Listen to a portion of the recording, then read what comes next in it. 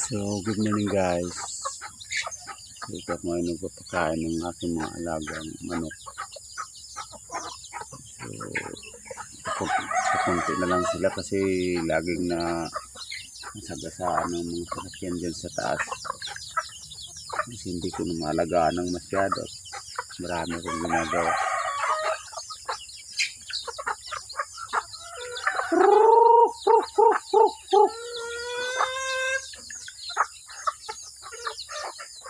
Yung iba nito is nandun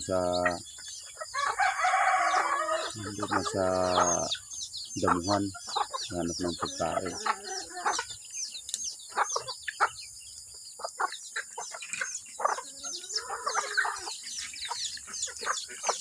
Hindi katulad ng unang dami nito. Ngayon ay kakunti na lang.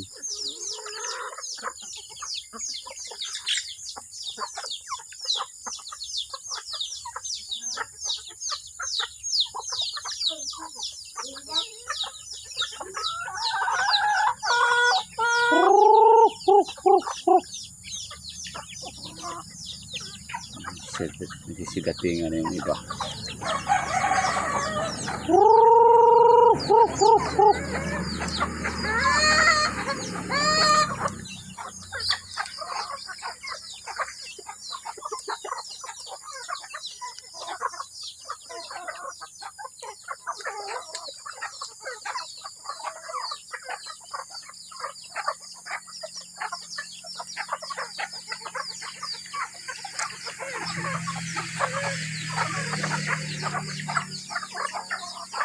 Ang iba nito guys is nandun sa kanilang mga pugad.